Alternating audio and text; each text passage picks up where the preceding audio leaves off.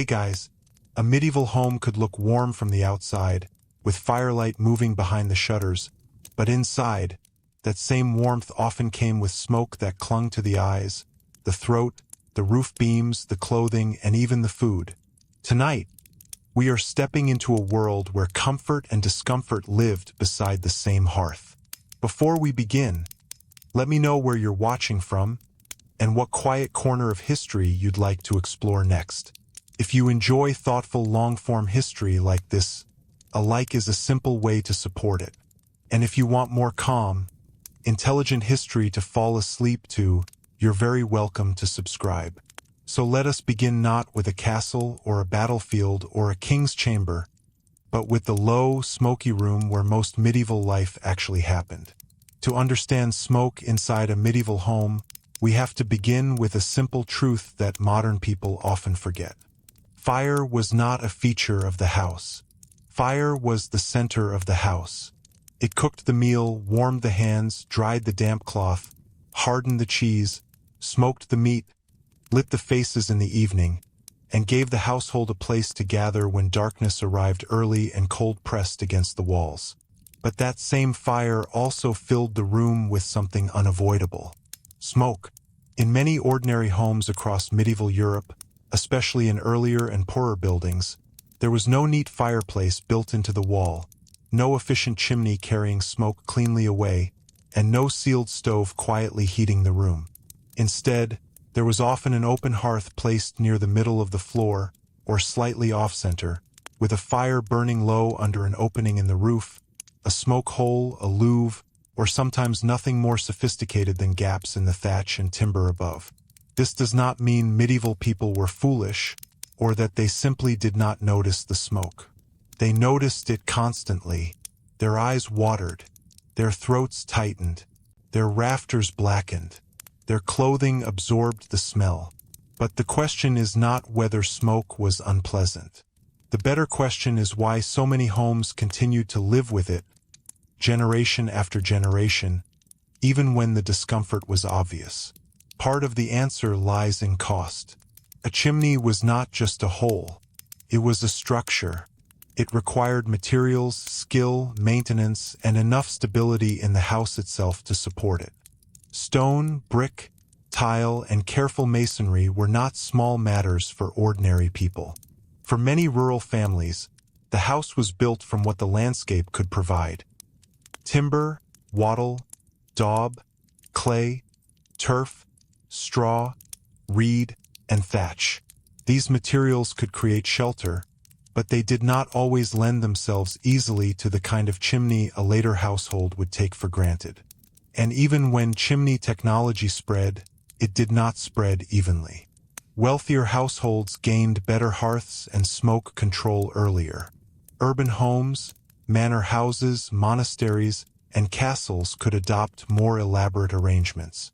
But in humbler houses, especially in remote villages, smoke remained part of daily life for a very long time. The medieval home was not designed around privacy and personal comfort in the modern sense. It was often a shared working space. People cooked, ate, slept, repaired tools, stored goods, cared for animals, dried clothing, and passed long winter evenings within a small number of rooms. The fire served all of those functions at once. It was useful because it was central, and it was central because the household needed it constantly. The smoke moved according to the shape of the room, the strength of the fire, the direction of the wind, and the condition of the roof. On a good day, some of it rose and escaped through the smoke hole. On a bad day, it rolled sideways, curled under the rafters, dropped lower, and hung in the room like a dim, bitter ceiling. If the weather was damp, the smoke could seem heavier. If the fuel was green wood, peat, straw, or poor brushwood, it could burn badly and smoke more. If the wind pressed down through the roof opening, the smoke might be driven back into the living space. This is one of the first hidden realities of medieval domestic life. The fire was not simply warm or cold. It was temperamental. A household did not merely light it and forget it. Someone had to manage it, feed it, nurse it, judge it, and live with its moods. The best smoke was the smoke that rose. The worst smoke was the smoke that stayed. A person sitting close to the hearth might feel warmth on the knees and face while the back remained cold. Above them, smoke gathered under the darkened beams. Below them, the floor might be packed earth, strewn with rushes or straw, carrying the smells of ash, damp, feet, food, animals, and old smoke. The room would not have smelled like one thing. It would have smelled like a whole way of life. And yet, strangely, smoke was not only an enemy. This is where the story becomes more complicated. Smoke irritated the body, but it also helped preserve the household. It discouraged insects. It dried roof timbers. It cured meats hung above the hearth. It hardened and flavored certain foods. It helped keep dampness at bay in a world where damp was one of the great quiet enemies of comfort. In a medieval climate, especially through long wet seasons, anything that dried clothing, rafters, bedding, and food stores mattered. So smoke was both a nuisance and a tool. It made the eyes sting, but it helped keep meat from spoiling. It blackened the ceiling, but it protected certain materials. It made breathing uncomfortable, but it also marked the house as inhabited, warmed, and alive. That contradiction is important. Modern people often imagine progress as a simple line from bad conditions to better conditions. But medieval life was usually a negotiation. People accepted discomfort when the alternative was colder, wetter, darker, hungrier, or more expensive. Inside the smoky home, daily routines formed around the fire. Morning might begin with embers preserved from the night before. Letting a fire die completely could mean extra labor, especially before matches. A household might rake ash over the embers to keep them alive, then coax them back with dry kindling. The first person awake would bend near the hearth, breathe carefully, and bring the house back into warmth. Smoke would rise before the day fully began. As the fire strengthened, the room slowly changed. Shadows withdrew from the walls. The damp chill softened. A pot might be hung over the flames. Bread, pottage, beans, onions, ale, cheese, fish, or meat might be prepared depending on season, wealth, and region. The hearth was not merely where food was cooked. It was where time itself was organized. Children learned to move around it. Older people sat near it. Tools dried beside it. Wet shoes, cloaks, and stockings were placed where heat might reach them, though too close and they could scorch. A household lived in careful relation to flame, and because the room was smoky, bodies adapted in posture and habit. People might sit lower when smoke gathered above, or avoid certain places when the draft shifted. They knew where the air was better. They knew which corner was warmer, which bench caught smoke, which side of the hearth was tolerable when the wind came from the east. Comfort was not absent. It was local, temporary, and learned. The blackened rafters overhead were a record of years. Soot-coated beams, roof timbers, and thatch. Walls could darken. Objects hanging above the hearth took on the smell of smoke. Clothing did not need to be beside the fire for long before it carried the house with it. Hair, wool, linen, leather, and bedding absorbed the scent. To a modern visitor, the smell might seem overwhelming. But to the people who lived there, smoke was part of ordinary domestic identity. One household might smell of its fuel, its cooking, its animals, its stored food, and its hearth. A person carried traces of home into church, market, field, and road. Still, familiarity did not make it harmless. Smoke in enclosed spaces could irritate lungs and eyes. Women, servants, children, and older people who spent long hours near the hearth likely bore much of the burden. Cooking was not a clean, separate task done in a bright kitchen. It was often a smoky, physical labor performed in the same room where others lived. And here is another quiet reversal.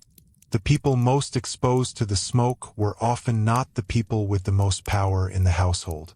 The hearth may have been the symbolic center of home, but the labor around it was uneven. Someone gathered fuel. Someone dried it. Someone carried it in. Someone cleaned ash. Someone watched the pot. Someone bent over the smoke when the fire would not catch. Someone coughed through the morning because the wood was damp. Fuel itself shaped the smoke. Dry hardwood burned differently from green branches. Peat gave a different smell and smoke than wood. Straw and brush burned quickly. In some places, wood was plentiful. In others, it was scarce or carefully managed. Medieval people did not always have the luxury of choosing the cleanest fuel. They used what they could gather, afford, or legally access.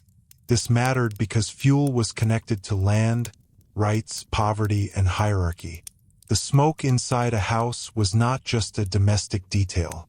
It could reveal the household's relationship to the wider medieval world. Forests controlled by lords, common rights, seasonal labor, market prices, and the slow pressure of scarcity. A wealthy household might burn better fuel in a better-designed hearth under a better chimney. A poor household might burn smoky scraps in a room that struggled to breathe. The same flame could mark the distance between comfort and hardship. As chimneys became more common in later medieval homes, they changed more than smoke. They changed architecture.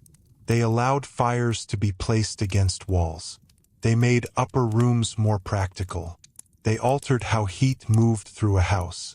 They helped separate cooking spaces from living spaces in wealthier buildings. They made it easier to imagine rooms with more specific purposes. But this transition was gradual. There was no single moment when medieval Europe simply became chimneyed and clean. For many people, the smoky open hearth remained familiar long after better systems existed elsewhere. Technology spreads through society unevenly, and houses are among the slowest things to change because they are tied to money, inheritance, local materials, and habit. A family did not rebuild its world simply because a better design existed. And even a chimney did not remove all discomfort. Early chimneys could draw poorly. They needed maintenance. They could catch fire if soot built up. They could smoke back into the room in bad weather. They improved the problem, but they did not create the effortless comfort of a modern heated home. This is why imagining the medieval house requires patience. We cannot simply remove every modern convenience and call the result misery. Nor can we romanticize the glow of firelight and forget the stinging air above it. The truth sits somewhere more human. Warmth was precious, smoke was ordinary, and comfort was often bought at the price of irritation. In the evening, the smoky home became another kind of place. Outside, the medieval world darkened quickly. There were no electric streetlights, no glowing windows across a suburb, no switch that filled a room with steady brightness. Light came from fire, rushlights, candles, lamps, and the moon when it was generous. For many ordinary households, the hearth was the most dependable source of both warmth and light. As night settled, the fire drew people inward. Work slowed, voices lowered, tools were set aside. Food was eaten near the warmth. The room might feel both crowded and intimate. Smoke gathered overhead, and sparks lifted into the dimness. The flames revealed faces, then hid them again. For a listener today, this can sound almost peaceful. And in some ways, it was. The hearth gave rhythm to the day. It offered companionship against cold and darkness. It was the place where stories might be told. Repairs finished, children watched, and tired bodies rested. But peace did not mean ease. The smoke still found the eyes. The air still thickened. The roof still held the smell of years. The fire still needed feeding. The danger of flame remained close to straw, rushes, wood, cloth, and thatch. A medieval house was warmed by the same force that could destroy it. This tension never fully disappeared. Fire was domestic and dangerous at once. It belonged inside the home, but it was never completely tame. Every spark near dry thatch, every overturned ember, every neglected hearth carried risk.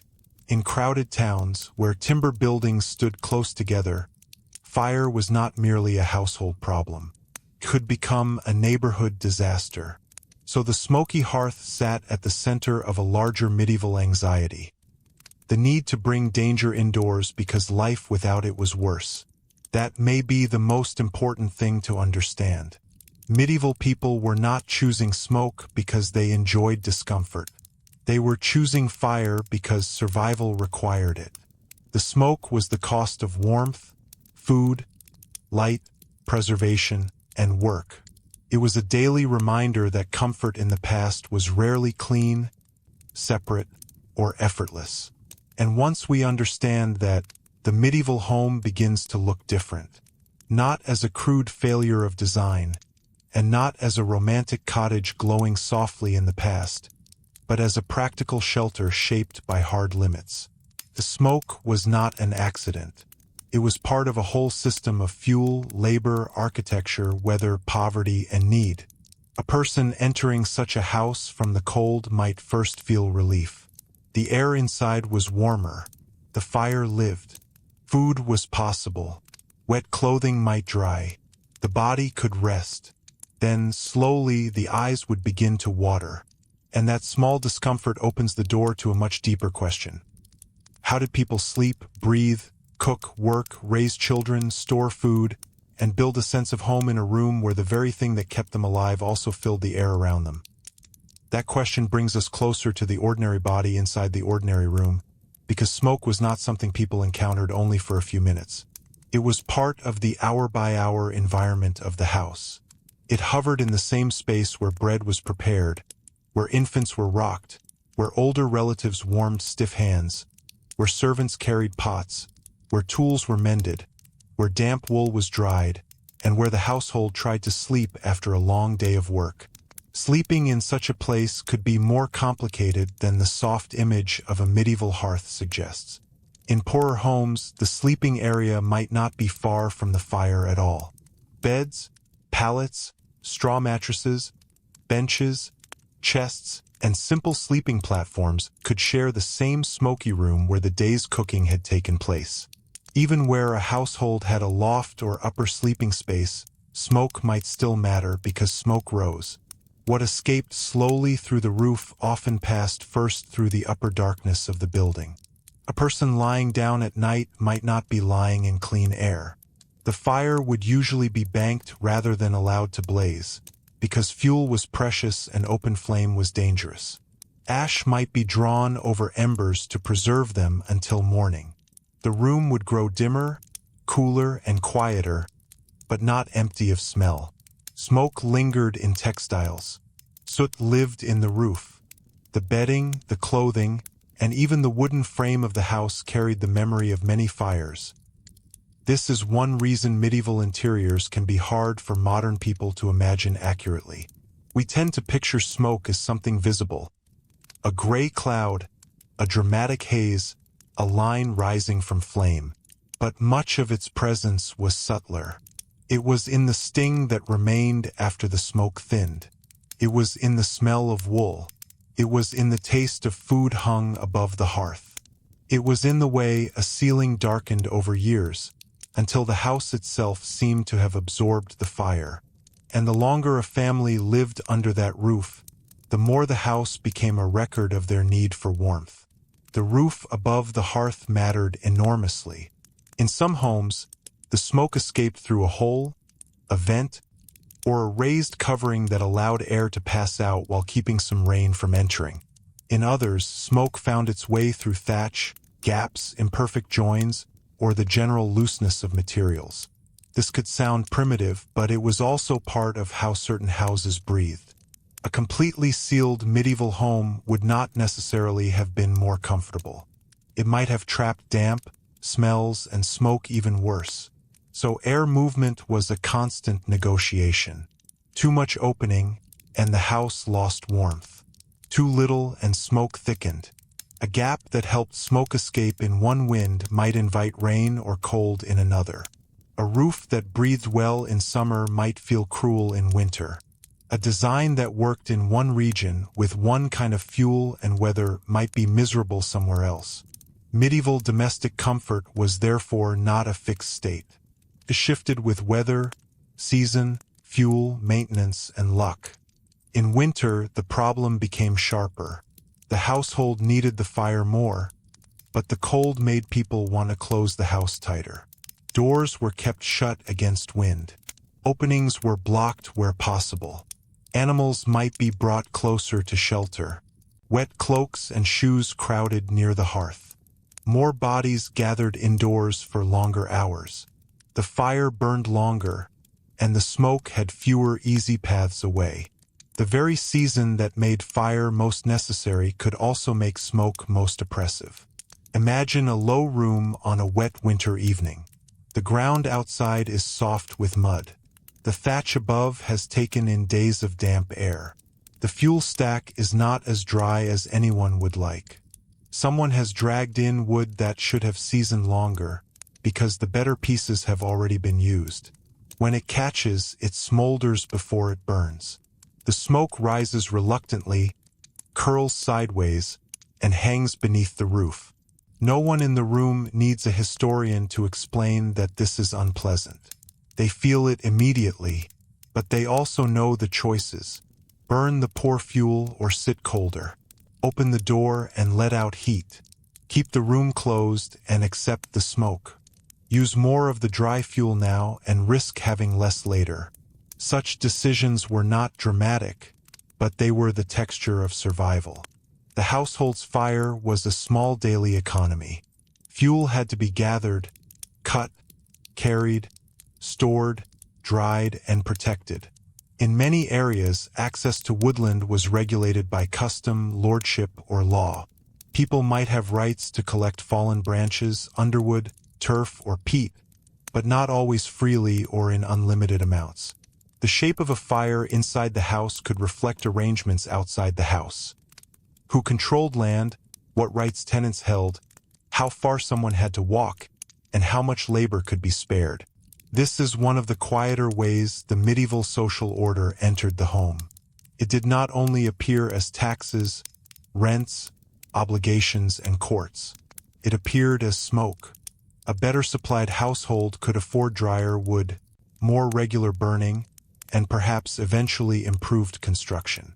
A poorer household stretched what it had. Inferior fuel meant more smoke, less steady heat, and more work. The discomfort of the room was tied to the resources of the family. And yet the open hearth also carried a kind of resilience. Could burn many fuels, could cook large pots, could heat a wide area at least unevenly. It did not depend on delicate mechanisms. Could be repaired with local knowledge. It made sense in buildings that were not yet organized around separate specialized rooms. This is why it remained so deeply rooted. The open smoky hearth was uncomfortable, but it was adaptable. Around it, people arranged their lives with practical intelligence. Pots were suspended from hooks, chains, or simple supports. Cooking height could be adjusted. Food might be kept warm near the embers. Ash had uses of its own, including cleaning, preserving, and household work. The fire produced not only heat but byproducts, and medieval people wasted less than modern people imagine. Soot, ash, smoke, and embers were not merely dirt. They belonged to a system of use. That does not make the home pleasant by modern standards. It makes it understandable. A smoky medieval room could be unhealthy, irritating, cramped, and dark. But within it, people had patterns, skills, and expectations that helped them manage the discomfort. They knew how to read the fire by color and sound. They knew whether smoke meant damp fuel, bad draft, changing wind, or a fire that had not yet taken properly. They knew the difference between normal smoke and dangerous smoke. They also knew fear, because smoke inside a home could be ordinary, but uncontrolled fire was terrifying. A house built from timber, thatch, straw, and woven materials was always vulnerable. The hearth had to be treated with care, especially at night. Sparks could leap, coal could roll, a child could stumble, an animal could knock something over, a hanging cloth could fall too close. In towns where houses crowded along narrow streets, one household's accident might threaten many. Fire regulations in medieval towns were not abstract policies. They grew from lived memory. Communities understood that domestic fire, though necessary, could spread with frightening speed. Some towns tried to control thatch, require safer materials, regulate ovens, restrict certain crafts, or impose rules about covering fires at night. These measures were not always consistent or successfully enforced, but they show that people understood the danger very well. The smoke-darkened home was therefore also a place of vigilance. Someone had to know when to leave embers and when to smother them. Someone had to notice where sparks fell. Someone had to keep small children away from flame. The comforting glow of the hearth came with constant attention. In wealthier homes, the development of fireplaces and chimneys changed the emotional geography of the room. Fire moved from the center toward the wall. Smoke was given a more deliberate route upward. The hearth could become framed, built, and eventually decorated. Rooms could be planned around a fireplace as a feature rather than around an open central fire as a necessity. But this shift also changed social life. A central hearth gathered people around it from many sides. A wall fireplace directed attention differently. Heat spread differently. Space opened in the middle of the room. Smoke control made upper floors more usable. Privacy and room specialization became easier over time. So the chimney was not just a technical improvement. It was part of a broader transformation in domestic life. The medieval home slowly began to divide itself. Cooking, sleeping, storage, display, and private retreat could become more separate among those who had enough wealth and space. Smoke management helped make this possible. Cleaner air was connected to changing ideas of comfort, rank, and household order. Yet for most people, change arrived unevenly.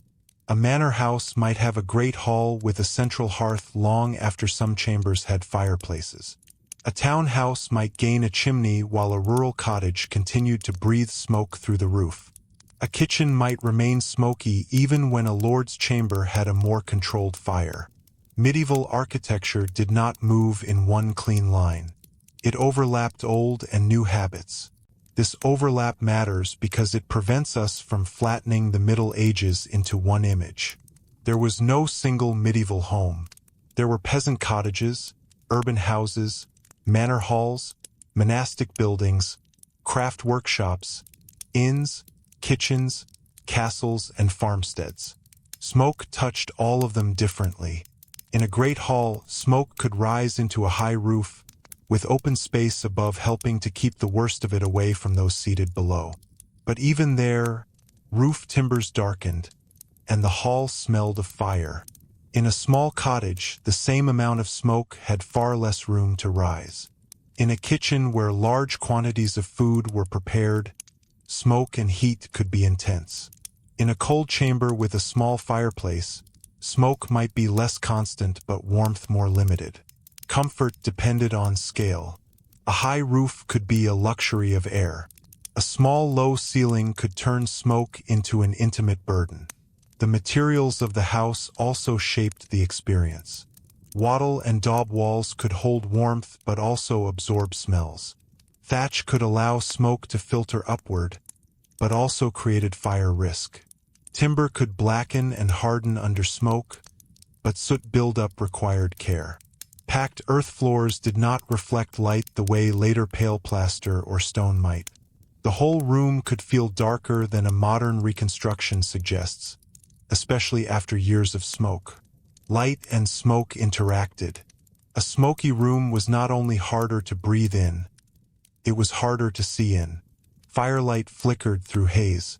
Candles and rushlights added their own small fumes. Tasks requiring fine vision could be difficult in winter evenings. Sewing, mending, carving, sorting grain, preparing food, or watching a child's face by low firelight all happened under conditions modern eyes would find tiring. This may be one reason daylight mattered so much. Work followed the sun when possible. The smoky interior was not the ideal place for every task. Doorways, yards, thresholds, and outdoor workspaces became important extensions of the home. In warmer weather, some work could move outside. In colder or wetter weather, the house drew everything inward, and smoke became harder to escape. The threshold itself was a meaningful place. A person might stand in the doorway to breathe clearer air while still feeling some warmth behind them. Children might hover near the entrance. Dogs, poultry, or small livestock might move around the edges of domestic life depending on place and custom. The open door brought light and air, but also cold, mud, insects, and the gaze of neighbors. Privacy was not the governing principle of many ordinary homes. Practicality was, and smoke made practicality visible. It showed where air moved. It showed how the roof worked. It showed the quality of fuel. It showed whether a house was crowded, damp, well-maintained, or struggling. It exposed the limits of the building every day. For medieval women especially, though not only women, the smoky hearth could define long hours of labor. Cooking pottage, tending bread, boiling water, preserving food, heating ale, washing, drying, and preparing household materials all involved heat and smoke. The romantic image of a firelit cottage often hides the physical work of maintaining that fire. There was bending, lifting, carrying, stirring, scraping, and waiting. There was ash to move, pots to clean, soot to endure, and fuel to manage. The hearth was not a decorative glow. It was a workplace, and because so many tasks depended on it, failure at the hearth could ripple through the whole day. If the fire would not catch, breakfast was delayed. If smoke filled the room, work slowed. If fuel was wet, more time was needed. If embers died overnight, someone had to relight the fire by more difficult means, perhaps using preserved coals from a neighbor, flint and steel, or other methods depending on time and place. This dependency created community habits as well. Fire could connect households. Borrowing embers or sharing access to flame was a small but meaningful act. In a village, the smoke rising from roofs marked human presence. A house without smoke might signal absence, poverty, illness, or trouble. Smoke was uncomfortable inside, but outside it could be a sign of life. Seen from a distance, a medieval settlement in cold weather might have appeared as a cluster of low roofs breathing thin lines of smoke into the gray air. To us, that image may seem peaceful. To those within it, each line represented labor. Fuel gathered, fire managed, food prepared, bodies warmed, damp resisted. It is in these ordinary details that the medieval home becomes most real. Not in the grand halls alone, not in the castles preserved in stone, but in the low smoky rooms where survival was assembled from small repeated acts. A child waking to the smell of old smoke. A woman judging whether the pot could hang closer to the flame. An old man shifting his bench to avoid a bad draft. A servant coughing as damp fuel finally caught. A family watching the roof opening to see whether the smoke was rising properly. These are not dramatic scenes, but they are historically powerful because they reveal the relationship between body and building. The medieval house was not a machine for comfort. It was a shelter that had to be worked with. Its occupants cooperated with its flaws. They opened and closed, shifted and adjusted, stored and repaired, endured and adapted. Smoke was one of the main signs of that negotiation. And as we move further into the later Middle Ages, that negotiation begins to change in fascinating ways. The smoky central hearth did not vanish overnight, but new expectations slowly gathered around air, warmth, rank, and domestic order. The house began, piece by piece, to imagine a future in which fire might still be welcome, but smoke would no longer be accepted as the unavoidable companion of home. That slow change began with something that sounds almost modest: the growing desire to control where smoke went. For centuries, much of domestic life had accepted smoke as a shared condition of warmth. But as building methods improved, as towns expanded, as wealth accumulated in certain households, and as expectations of comfort gradually shifted, smoke began to feel less like an unavoidable companion and more like a problem that architecture ought to solve. The chimney, in that sense, was not simply an invention of convenience. It was a statement about how people wanted to live. A chimney created direction. Instead of allowing smoke to drift upward through the whole room and eventually escape where it could, it offered a defined path. Fire could be placed against a wall.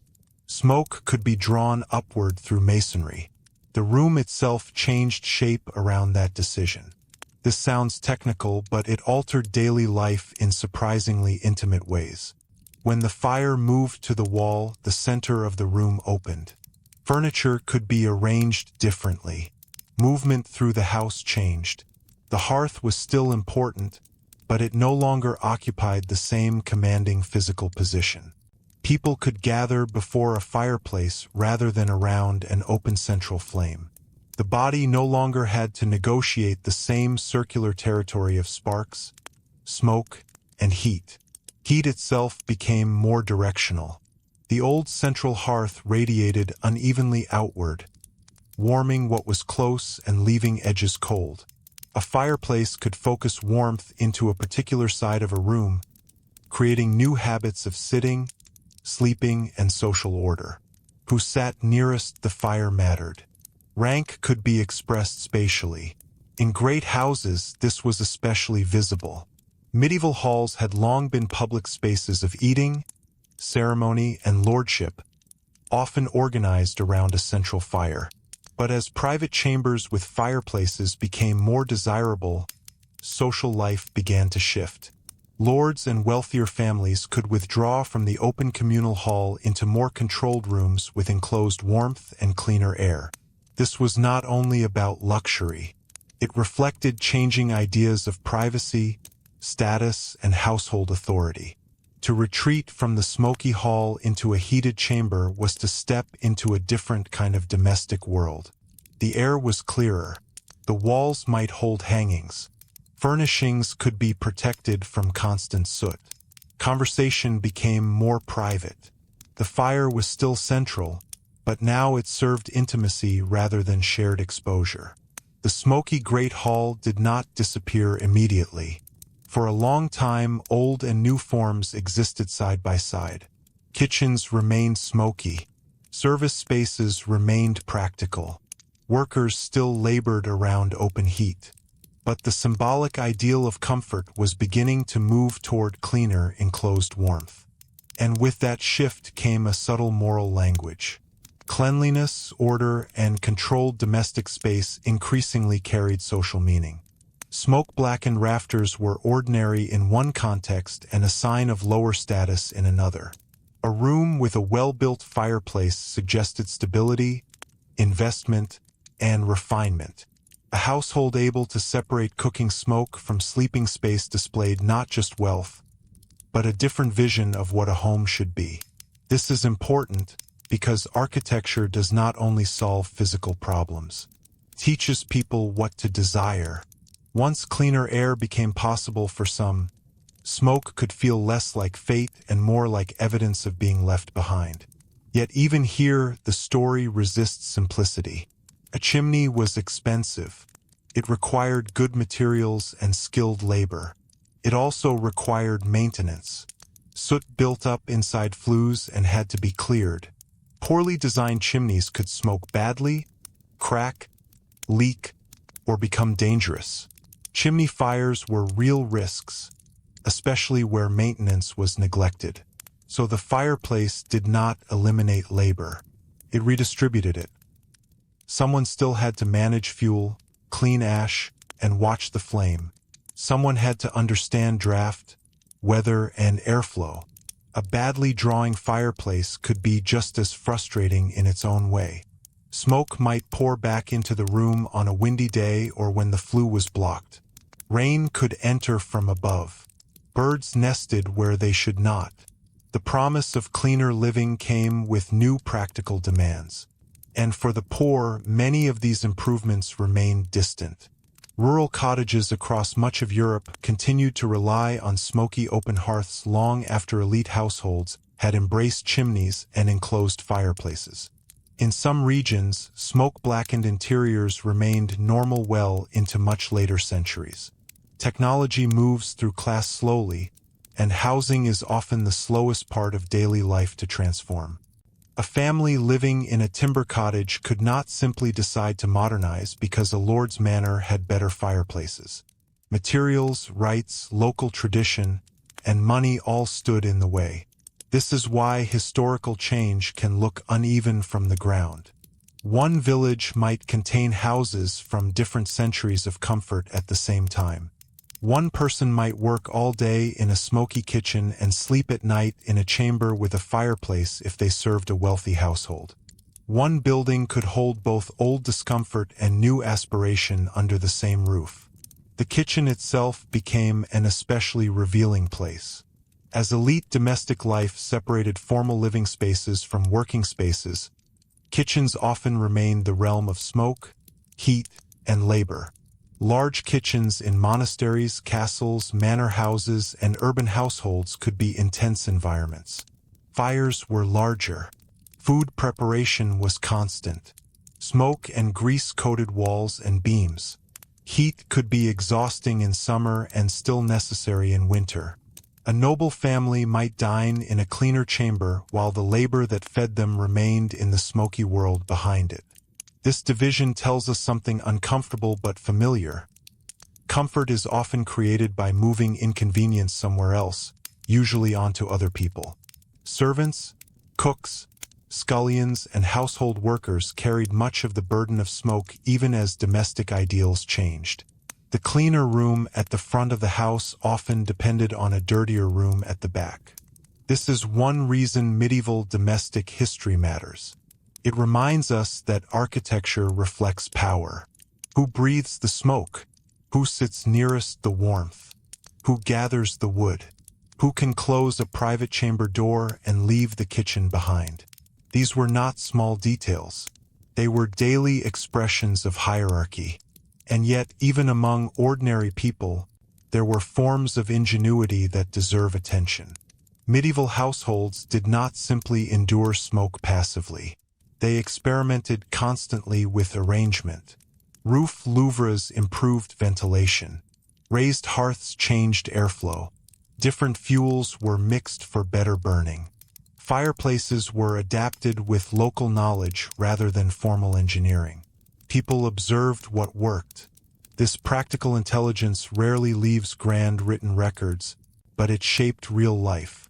A village carpenter might know which roof angle encouraged better smoke movement. A woman who had cooked for decades knew exactly how much damp wood could be tolerated before the room became unbearable. A mason understood how a chimney pulled best in local wind. Such knowledge was often ordinary, uncelebrated, and essential. Historical comfort was built as much from habit as from invention. Even language reflects this intimacy with smoke.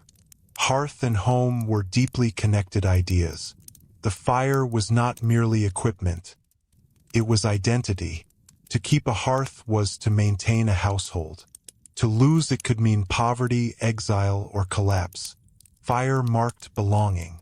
That symbolic power helps explain why the smoky hearth remained emotionally important even as cleaner fireplaces spread. People did not abandon central fire simply because it was inconvenient. The hearth was where generations had gathered. It held ritual weight. Births, meals, morning, winter evenings, shared labor. Smoke itself could feel like part of domestic continuity. Sometimes what is uncomfortable is also what feels most like home. This emotional attachment can be difficult for modern people to understand because we tend to separate comfort from affection. But many historical homes were loved despite their discomfort, not because people were naive, but because familiarity creates its own kind of belonging. A blackened beam, a particular smell of peat smoke, the sound of wind through the smoke vent, the glow of embers under ash. These were sensory anchors of ordinary life. To return home was often to return to those details. Even legal language around hearths could carry this meaning. Taxes and records sometimes counted hearths because they represented functioning households. A house without fire was not fully alive. Smoke rising from the roof meant occupation, continuity, and claim. Seen from a road at dusk, a village of smoking roofs was not just a landscape. It was proof of human persistence. At the same time, urban growth made smoke a public issue as well as a private one. In medieval towns, where buildings stood close together and streets were narrow, domestic smoke mixed with craft smoke. Baking ovens, brewing fires, smithies, tallow, refuse, animals, and open drains. The air of a town was rarely clean by modern expectations. Domestic hearth smoke was part of a much larger environment of smell and suspended matter. This matters because we should not isolate the medieval home too neatly from the world outside. A person leaving a smoky cottage for the town market was not stepping into fresh modern air. They were moving between different kinds of smoke. Urban authorities sometimes responded by regulating dangerous trades, limiting where certain fires could be kept, or trying to manage building materials and spacing. Fire prevention became a civic concern. But smoke itself remained a familiar fact of urban life. The dream was not purity. It was manageability. This is perhaps the most historically honest way to think about comfort. Medieval people were not waiting for perfect homes. They were seeking houses that could be managed. Warm enough, dry enough, safe enough, breathable enough, affordable enough. The standards were practical. A roof that did not leak too badly. A fire that could be maintained through winter. A smoke vent that worked most days. Fuel that lasted. Food that could be cooked. A bed not too close to damp. A place for children to sleep. A household that could survive another season. Against those priorities, some smoke was tolerable. And this tolerance shaped health in ways we can only partly reconstruct. Chronic irritation from indoor smoke likely affected many people, especially those who spent the most time near the hearth. Eyes, lungs, skin, and sleep all carried traces of this environment. But medieval people understood health through different frameworks. Humors, balance, air quality, divine will, inherited practice, and observation rather than modern respiratory science. They did not need a laboratory to know that bad air could be harmful. They lived with its effects. But the explanation of why it harmed them would have sounded different. Air itself had moral and medical meaning. Freshness, dampness, corruption, foul smell, and circulation all mattered. A smoky room might be judged not only by comfort but by what kind of air it produced. Ventilation could be understood through practical experience long before modern chemistry. This again reminds us that people in the past were not ignorant of discomfort. They simply interpreted it through the knowledge systems available to them. And sometimes the solution to smoke was not architectural at all, but behavioral. People rose with daylight partly because artificial light was limited and smoky interiors made evening work difficult. Certain tasks were timed to weather and season. Doors were opened strategically. Summer routines differed from winter ones. Washing, drying, preserving, and cooking shifted with available air and warmth. The house was not static. It was lived differently across the year. Winter was a season of inwardness. Summer allowed more outward life. This seasonal rhythm changed the meaning of smoke. In January, it might feel like necessary survival. In July, it might feel like oppressive heat. The same hearth could be comfort or burden depending on the month. And then there were children growing up with this as normal. A child born into a smoky medieval home did not first encounter fire as a danger explained in words. Fire was part of the architecture of memory. Warmth came from it. Food came from it. Adults watched it carefully. It demanded caution and respect before language fully formed. Children learned the boundaries of flame through repetition. Do not run too close. Do not pull that cloth. Do not touch that iron pot. Stay clear when sparks leap. Bring the wood carefully. Watch the embers. The hearth taught discipline because it had to. It also taught social order. Younger people fetched fuel. Older people claimed the warmer seats. Guests might be placed with meaning. Authority could be seen in who directed the work around the fire. Domestic power often looked like ordinary instruction. And all of this happened beneath rafters slowly darkening year after year. That image matters because it captures the real pace of historical change. Smoke did not vanish in a generation. It left marks in wood, stone, lungs, and habits. Even when chimneys improved houses, memory of the older smoky home remained close. A grandmother might remember sleeping near the open hearth while grandchildren grew up beside a fireplace. A servant might work in the smoky kitchen while the Lord preferred the cleaner chamber. One building held multiple centuries of domestic expectation. History often changes like that, not by replacement but by overlap. And in that overlap, medieval people were quietly redefining what a home should feel like. Not only shelter, not only survival, but gradually something closer to controlled comfort. Warmth without blindness, light without choking, fire without surrendering the whole room to smoke. That ambition would continue to reshape architecture, labor, and social life, and nowhere was it more visible than in the intimate politics of the bedchamber, where warmth, privacy, status, and the stubborn memory of smoke all met at the edge of sleep. The bedchamber, perhaps more than any other room, revealed what medieval people truly believed comfort was worth. To sleep near warmth was one thing. To sleep away from smoke was another. And for much of the Middle Ages, these two desires were often in quiet conflict. In the simplest homes, there was barely a distinction between living space and sleeping space. The same room that held the hearth, the cooking pot, the tools, and the day's labor also held the family at night. Straw pallets were laid down, benches were used, simple bedsteads stood close to the wall, and warmth from the dying fire was shared as best it could be.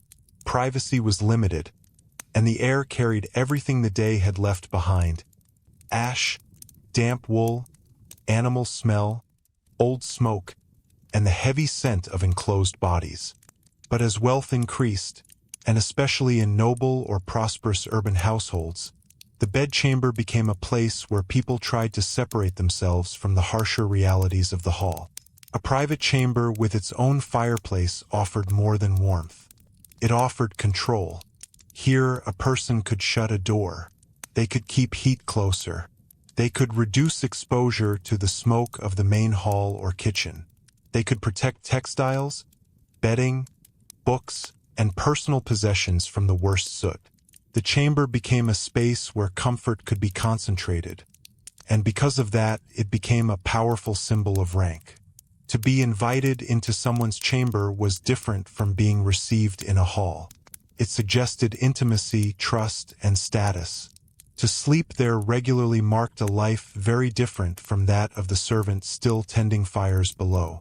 Even the bed itself reflected this changing idea of protected comfort. A substantial medieval bed was not simply a frame with blankets. It was often a structure, wooden, elevated from the cold floor, layered with straw, feather beds, wool blankets, linen sheets if fortune allowed. curtains for warmth and privacy, and sometimes a canopy above. Curtains around the bed were not only decorative. They trapped heat and reduced drafts in rooms that could still be cold even with a fireplace. The medieval chamber was rarely evenly warm. Heat gathered near the fire, but walls remained cold. Windows leaked air, stone retained chill, and winter crept in through every imperfect join. Bed curtains created a smaller climate within the larger room, a private shelter inside a private shelter. And yet, even here, smoke had not entirely disappeared. A fireplace in a chamber was cleaner than an open central hearth, but it was not modern central heating. If the chimney drew poorly, smoke still entered the room. If the weather shifted, the fire could behave badly. Ash and soot remained part of domestic life. The smell of burning wood was familiar even in comfort. There is a tendency to imagine historical progress as a movement from smoky chaos to clean domestic peace, but the reality was slower and stranger. A noble bedchamber might be luxurious and still drafty. A fireplace might improve breathing and still leave the room cold at the edges. Thick hangings might warm the walls and also trap smells. Comfort was partial. This partial comfort created routines that modern people rarely consider. One of the most famous was the warming pan. Before climbing into bed on a winter night, sheets could be painfully cold. In wealthier households, a metal pan filled with hot coals might be passed between the sheets to warm them before sleep. It was practical and deeply desired. The bed itself could otherwise feel like entering winter. But the warming pan was also another reminder that fire followed people even into rest. Warmth required handling embers carefully, carrying heat through the house, and trusting that convenience would not become disaster. Too much heat, carelessness, or accident could damage bedding or worse. Even sleep required negotiation with flame. And beneath that, there was always the broader question of air. A sealed chamber was warmer, but stale air worried many people. Medieval medical thinking often linked health to the quality of air, and even without modern science, experience taught that foul enclosed air could feel oppressive. Bedrooms were places of vulnerability: sleep, illness, childbirth, recovery, aging. The balance between warmth and ventilation mattered. Too much cold invited misery. Too little fresh air felt dangerous in another way. This produced habits that seem contradictory to modern eyes. Windows might be opened briefly even in cold weather. Fires might be carefully moderated rather than kept roaring. Bedding might be aired. Chamber pots had to be managed. Rushes on floors absorbed smells and dirt. Sweet herbs, lavender, rosemary, and other pleasant-smelling materials could be used not only for fragrance, but because scent itself was associated with health and order. A well-kept chamber was judged partly by how it smelled. This is where smoke intersects with another medieval concern: reputation. A household's domestic order reflected moral assumptions. A smoky, dirty, foul-smelling interior could be read not just as poverty, but sometimes as neglect. A clean chamber with good linens and controlled warmth suggested discipline and honor. Especially among the wealthy, the management of domestic air became tied to social identity. The ideal home was not simply warm, it was governed. That ideal did not erase reality, of course. Servants still carried ash. Fires still smoked. Bedding still needed protection from damp. Fleas and insects ignored status. The body remained vulnerable, but the aspiration mattered because it shaped architecture and labor alike. To create a more comfortable chamber required hidden work. Someone swept the ash. Someone shook the bedding. Someone maintained the chimney. Someone washed linens, aired mattresses, beat rugs, repaired curtains, and managed fuel. Much of the visible comfort of elite domestic life rested on invisible effort. Again, the smoke did not disappear. It was often pushed downward in the hierarchy. The The servant rising early to relight fires might begin the day in colder, harsher conditions than the master whose chamber would later feel warm. Household hierarchy could be measured in degrees of smoke exposure. And nowhere was this clearer than in winter mornings. Before dawn, when rooms were at their coldest, someone had to bring warmth back to the house. Fires banked overnight needed attention. Ash was disturbed. Embers were coaxed alive or replaced. Fuel was carried in from outside air that bit at the skin. A kitchen had to wake before the household did. The people who experienced the house first each morning were rarely those who enjoyed it most. This rhythm repeated across castles, monasteries, manor houses, inns, and town homes. Fire structured service. The day's order began with heat. Monasteries provide an especially interesting example because they combined strict discipline with practical necessity. Many monastic spaces were intentionally austere. Warmth was not always abundant. Fire might be restricted, shared, or carefully regulated. Yet even here, smoke shaped life. Kitchens, infirmaries, guest spaces, and workrooms all required heat, and monastic rules often had to negotiate between spiritual ideals of simplicity and the physical reality of cold stone buildings. An infirmary might justify greater warmth than a dormitory. A guest of status might sleep better than the monk serving him. Fire exposed compromise. In castles, the contrast could be sharper. Popular imagination often treats castles as grand, comfortable residences, but many were cold, windy, and difficult to heat. Stone held chill stubbornly. Large halls were impressive but inefficient for warmth. Fireplaces helped, but even noble residents often lived in a more selective geography of heat, clustering in smaller chambers while larger ceremonial spaces remained difficult to make truly comfortable. A castle from the outside could look powerful and from the inside feel damp. Smoke, therefore, belonged to both poverty and privilege, just differently. The peasant cottage endured smoke because it lacked alternatives.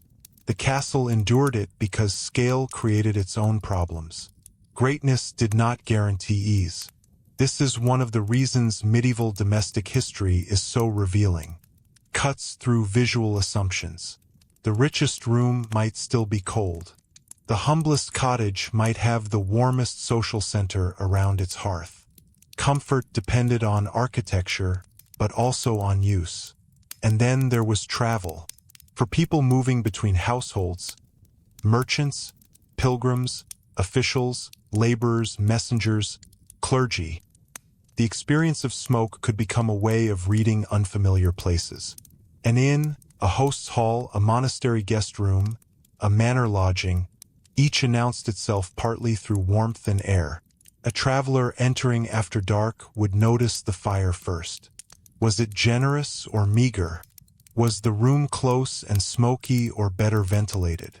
Was there a private chamber or only shared benches near the hall? Was the bedding dry? Could clothes be warmed? Hospitality was felt through the body before it was described. A smoky room might signal modest means rather than poor welcome. A clean, warm chamber could create loyalty more effectively than polite words. People remembered how a place felt at night. This physical memory shaped reputation. A lord known for generous hospitality, an inn known for decent beds, a monastery known for warm guest chambers. These reputations mattered in a world where travel was slower, colder, and less predictable. Domestic smoke, therefore, extended beyond the family. It shaped politics, religion, and social trust. Even marriage negotiations could involve these realities more than romantic history often admits. A household was an economic and physical arrangement. A good marriage meant not only alliance and property, but also a functioning home. Enough fuel, enough servants if wealthy, enough storage, enough warmth, enough capacity to keep illness and hardship at manageable distance. The quality of the chamber mattered because marriage was lived there, not just arranged elsewhere. Birth, sickness, recovery, intimacy, aging, and death all passed through that room.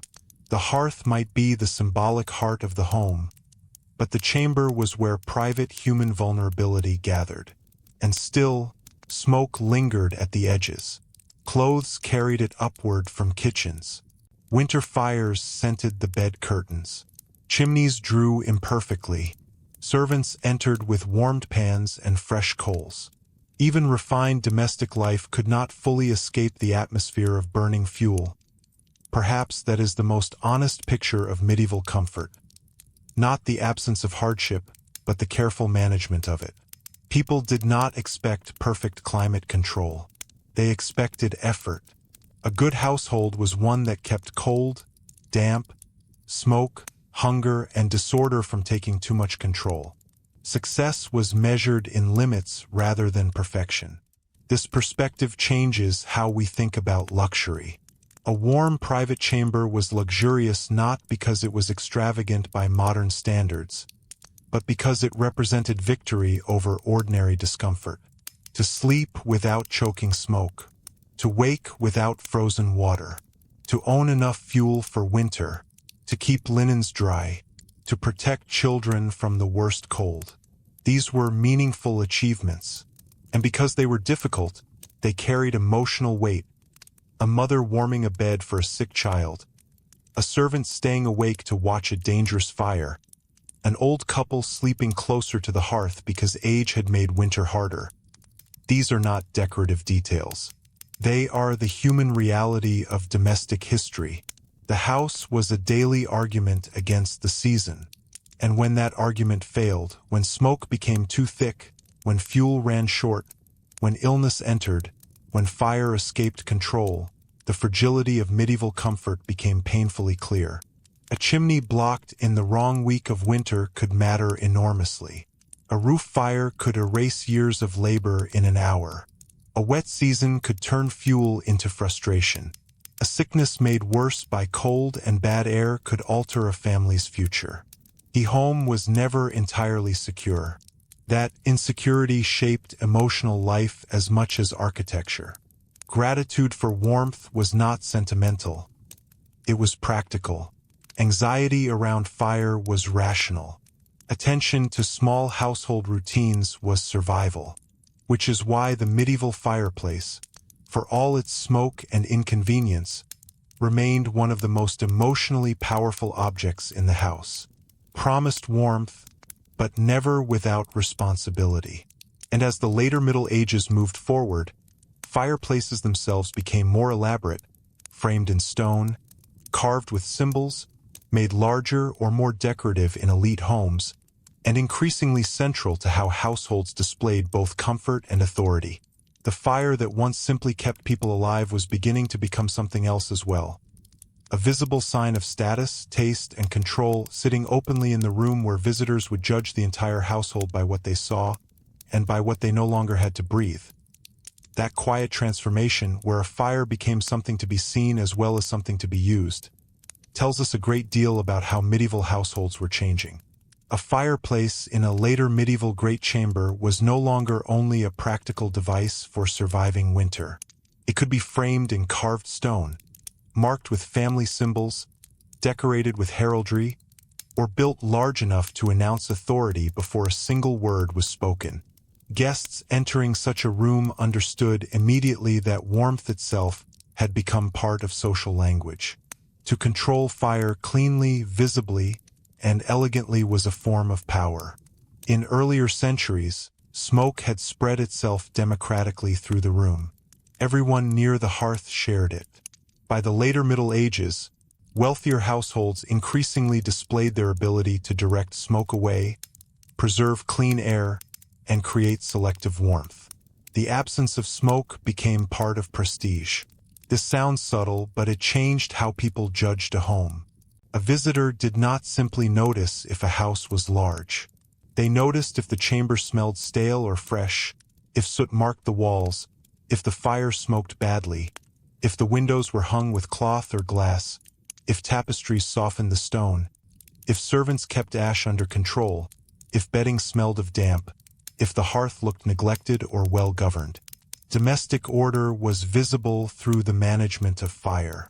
This is why inventories, household accounts, and building records matter so much to historians. They reveal attention to things that modern storytelling often ignores.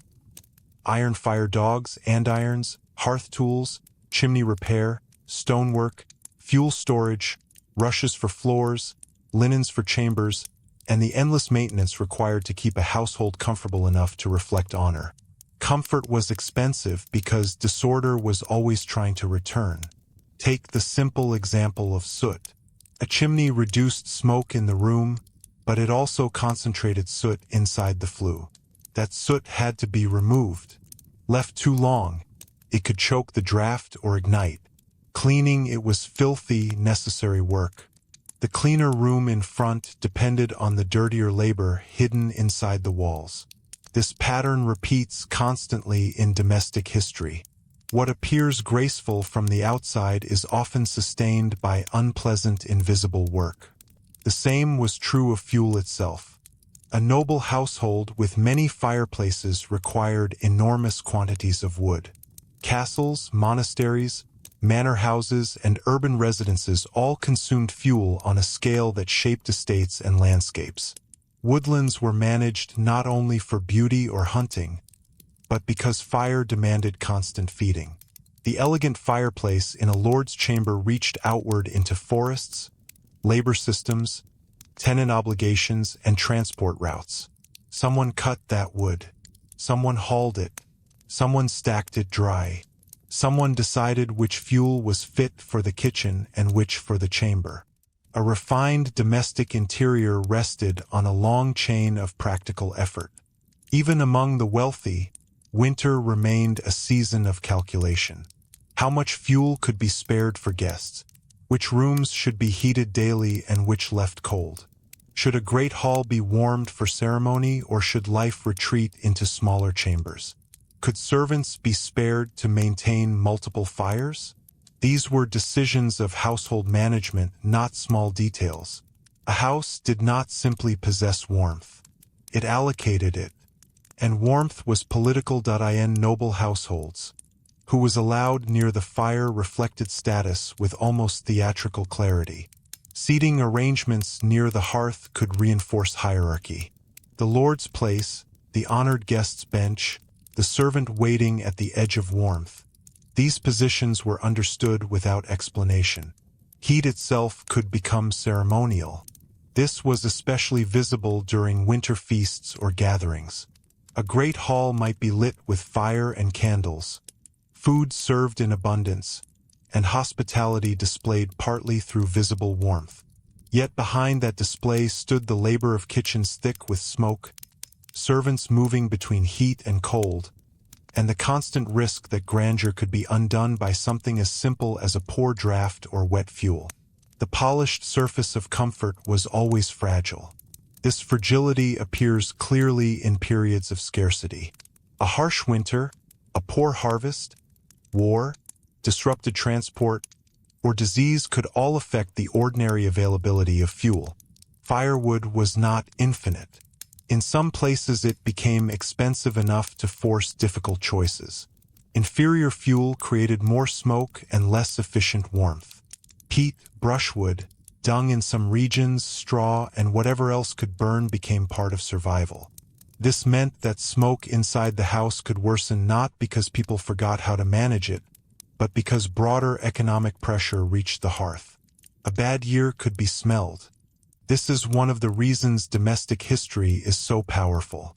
It brings large historical forces into the smallest room. War is not only armies. It is colder kitchens. Poor harvest is not only market prices. It is damp fuel and longer evenings around weaker fires.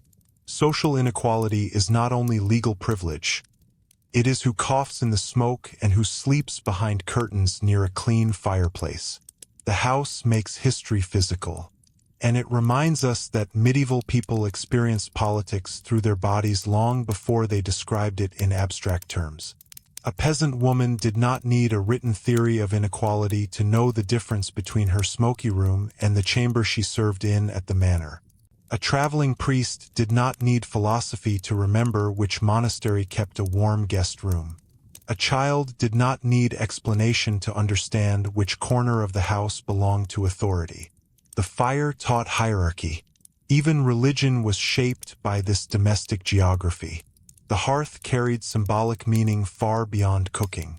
Fire suggested continuity, hospitality, purification, divine presence, and family identity.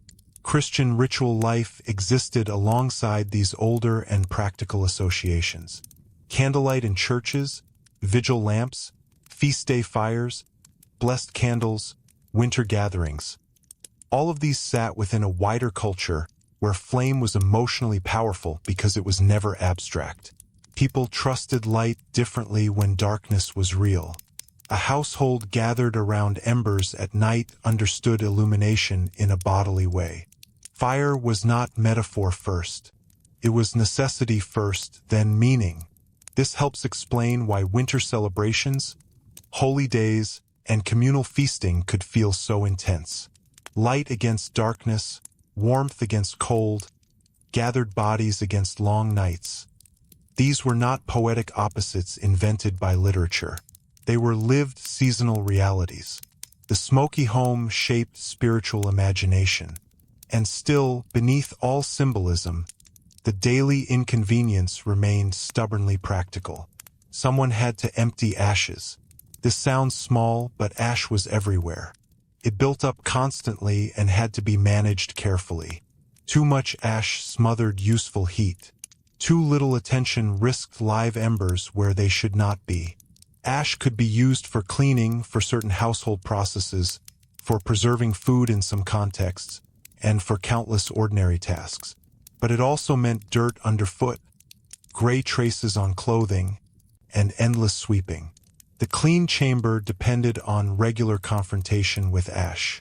Rushes spread on floors helped with comfort and cleanliness, but they also trapped dust, crumbs, insects, and soot. They had to be replaced. Floors had to be maintained.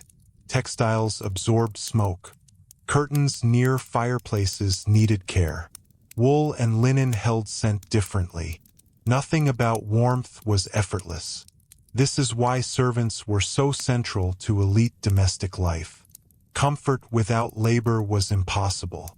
The image of a quiet medieval chamber with a fire glowing softly beside a curtained bed only exists because other people had already risen, carried wood, cleaned the grate, checked the chimney, warmed the pan, beaten the bedding, and made sure the room could feel peaceful.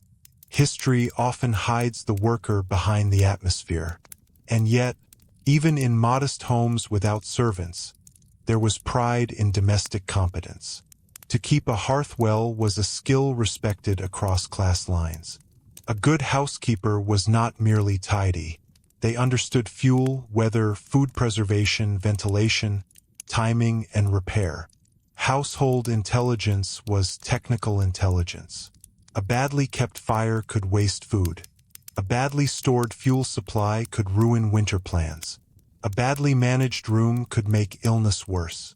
Competence at home was survival, not decoration.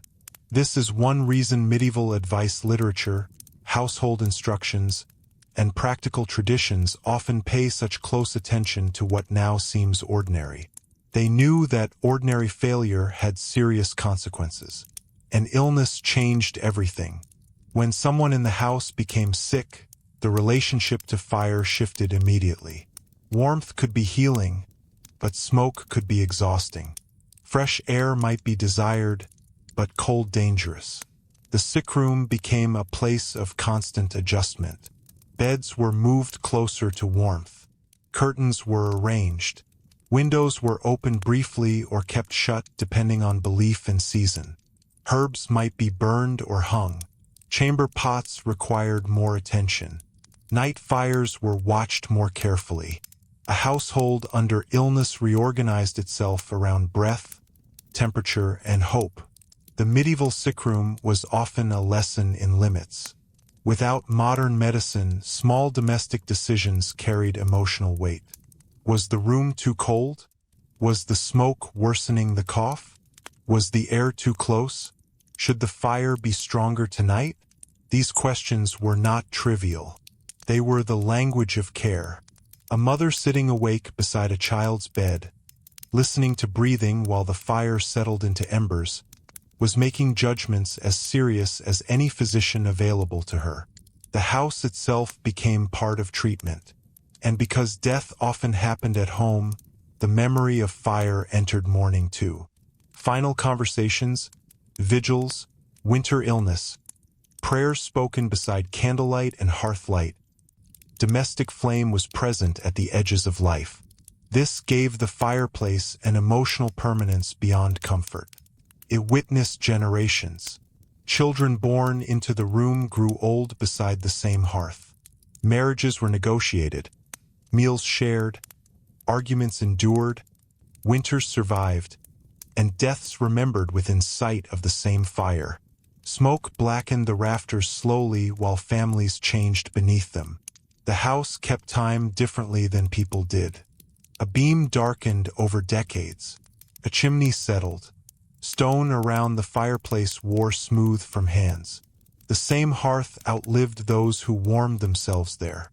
That continuity helps explain why people tolerated so much discomfort. Home was not measured only by convenience. It was measured by repetition, memory, and belonging. The smoky medieval house was inconvenient, yes, but it was also familiar in the deepest possible sense. Its smells, shadows, sounds, and warmth formed identity. To leave such a house permanently, to marry into another household, to move for work, to enter religious life, to flee war, to lose a home to fire, meant losing not only shelter, but an entire sensory world. The absence of a particular smoke could feel like homesickness. This is difficult to reconstruct from stone ruins and surviving records, but it may be one of the most human truths in the story. Medieval domestic life was not lived as a concept. It was lived as texture. Smoking cloth, cold floorboards, sparks in winter dark, warm bread near the fire, soot under fingernails, the sound of someone stirring embers before dawn. History survives most clearly where the body remembers. And perhaps nowhere was that memory stronger than in the kitchen itself. The room that never truly escaped smoke, even when the rest of the house was learning how to pretend it had. The kitchen was the place where the truth of the household was hardest to hide. A great chamber could be aired for visitors. A private bedchamber could be warmed selectively. A hall could be arranged to display order and authority. But the kitchen remained stubbornly honest. It smelled of labor.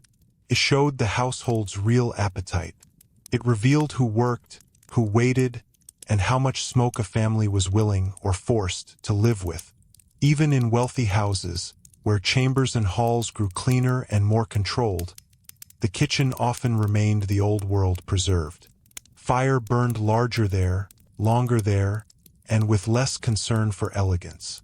Smoke belonged to the room because the room's purpose demanded it. Bread ovens, boiling pots, roasting spits, baking, brewing, washing, preserving meat, rendering fat, heating water, drying herbs, making pottage, preparing fish, cleaning game. These were not occasional tasks. They were the constant rhythm of household survival. The medieval kitchen was not a room visited briefly to prepare dinner. It was an engine that rarely truly stopped. In a modest cottage, this engine was the same room where life happened. In a manor house or castle, it might be more separate, sometimes physically removed to reduce fire risk and keep smoke away from noble chambers. But whether near or distant, it remained one of the hottest, loudest, and most demanding spaces in the domestic world.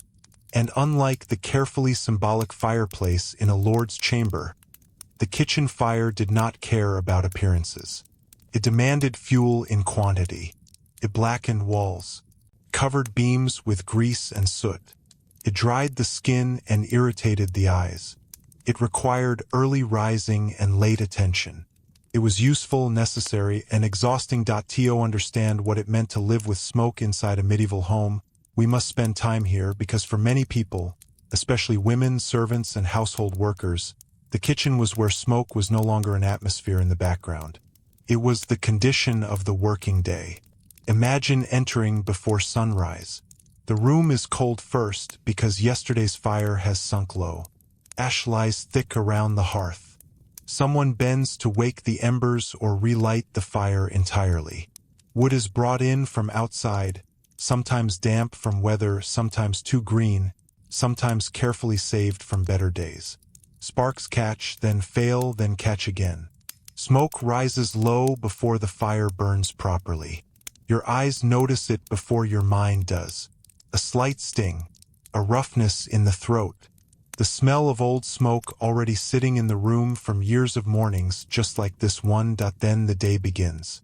Water must be heated, bread dough checked, leftover pottage stirred back to life, meat salted or smoked, ill-warmed, pots scrubbed, knives cleaned, floors swept, ash moved, orders given or followed depending on rank, and all of it happens within reach of flame. This is where romantic ideas about the medieval hearth usually fail. Firelight can look beautiful in imagination, but daily cooking over open heat was physically hard. Pots were heavy, heat was uneven, burns were common risks, smoke shifted unpredictably, food spoiled easily if timing failed. A meal was not a charming rustic ritual. It was labor under pressure. Especially in larger households, kitchens were places of discipline. Meals had to appear on time. Bread had to be reliable. Fuel could not be wasted. Food stores needed protection from damp, pests, and theft. A badly managed kitchen embarrassed the entire household. The cook, therefore, held real authority, even if not always social prestige. To run a kitchen well required judgment. How hot should the fire be? Which wood burned cleanest for roasting? What should be cooked quickly and what could wait? What needed the high heat of flame and what belonged in slow embers? When should meat be hung higher above the smoke and when closer? This was skilled knowledge, not simple repetition. And much of that knowledge was built around controlling smoke rather than escaping it. A meat hung too low above the hearth might scorch. Too high and it would not preserve properly. Bread baked with poor heat wasted precious flour. A smoky taste might be desirable in one context and ruinous in another. Fish, cheese, and meat preservation all depended on understanding how smoke behaved over time. In that sense, smoke was not only endured. It was used deliberately. This is another important reversal. We often think of smoke as a sign of failure in domestic design. But medieval households also treated it as a practical tool. Smoke preserved bacon, hams, fish, and sausages. It helped protect food stores, could discourage insects. It dried timber. It shaped flavor. A smoky roof beam was not only dirty, it might also be part of the household's long-term food strategy. Many homes suspended meat from rafters above the hearth where smoke and warmth worked slowly over days or weeks. The same smoke that irritated lungs extended the life of winter provisions. In a world without refrigeration, that trade was often entirely rational. This is why modern judgment can be too quick. Smoke was not simply tolerated because people had no imagination.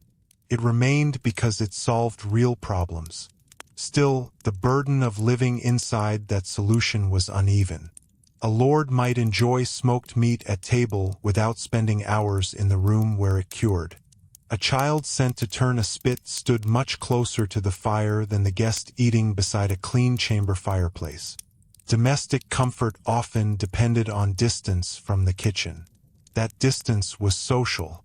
The architecture of larger houses made this visible. Kitchens might be placed away from formal halls not only because of fire danger, but because smoke, smell, and labor were considered things to be managed out of sight. The ideal noble household wanted the results of fire without too much evidence of the process. This is not very different from modern life. Comfort often works by separating consumption from production. allowing some people to enjoy warmth, food, and cleanliness while others remain close to the labor that creates them. The medieval kitchen makes that arrangement impossible to ignore. It was also a dangerous place. Open flames, boiling liquids, hanging iron pots, sharp tools, slippery floors, and constant movement made accidents ordinary. A child carrying water, a servant moving too quickly, a dog underfoot, grease catching unexpectedly. These were not dramatic disasters every day, but they were real risks. Burn scars were probably common. So were smoke-blackened hands, rough skin, and tired lungs. And yet kitchens were also social spaces. People talked there. News traveled there. Servants learned the mood of the household there long before formal announcements reached the hall. Seasonal work gathered people together. Slaughtering time, brewing, preserving fruit, baking for feast days, preparing winter stores. The kitchen held practical intimacy. It was often warmer than other rooms, especially in winter, and warmth attracts people even when work is hard. Children lingered. Old people found reasons to sit nearby. Workers passed through repeatedly. The room that produced the most smoke also often produced the strongest sense of daily communal life. Again, discomfort and belonging lived together. And then there were the seasons. Summer kitchens could be punishing. The same fire that was precious in January could feel oppressive in July. Large boiling pots, bread ovens, roasting meat, and enclosed heat turned kitchens into exhausting spaces. Sweat and smoke mixed together. Flies appeared. Food spoiled faster. Work became urgent because delay meant waste. Winter brought different problems. Cold made water painful to handle. Fuel mattered more. Smoke thickened in closed spaces. Hands cracked. Everything took longer. The kitchen changed with the year, but it was never easy. Fuel storage became its own quiet anxiety. Wood had to be kept dry. Too little fuel meant poor cooking and dangerous cold. Too much poorly stored fuel meant waste or fire risk. Peat stacks, wood piles, brush bundles. These were not background scenery. They were household security. A well-stocked fuel store before winter could feel like relief long before the season arrived. And scarcity could feel like fear. If a household entered late autumn with too little wood, everyone knew it. It shaped decisions immediately. Fires were made smaller. Rooms were used differently. Cooking changed. Guests became a burden. Illness felt more threatening. The emotional life of winter often began in the fuel pile. This practical dependence also tied households to landscape in intimate ways. Forests were not distant scenery. They were warmth. Marshes that produced peat were warmth. Rights to gather fallen branches were warmth. A lord restricting woodland access was not making an abstract legal decision. He was changing how smoke would feel in peasant homes months later. History enters through the chimney. This is why arguments over woodland rights mattered so deeply. To modernize, gathering fallen wood can seem small. To medieval families, it could determine whether the kitchen fire was manageable or miserable. And because women often oversaw much of domestic fuel use, they understood these pressures with particular sharpness. Household economy was not merely accounting. It was knowing exactly how much wood remained, how long the peat would last, and whether the good dry logs should be saved for sickness, guests, or the deepest cold. That knowledge rarely appears in heroic histories, but it governed real life. It also shaped marriage, inheritance, and reputation. A capable household manager was judged partly by these invisible successes. Did the family enter winter prepared? Was food preserved properly? Did smoke damage bedding unnecessarily? Were fires watched carefully? Was the kitchen orderly? Domestic competence was moral competence, and failure could become gossip. Neighbors noticed smoke. Too much smoke, too little smoke.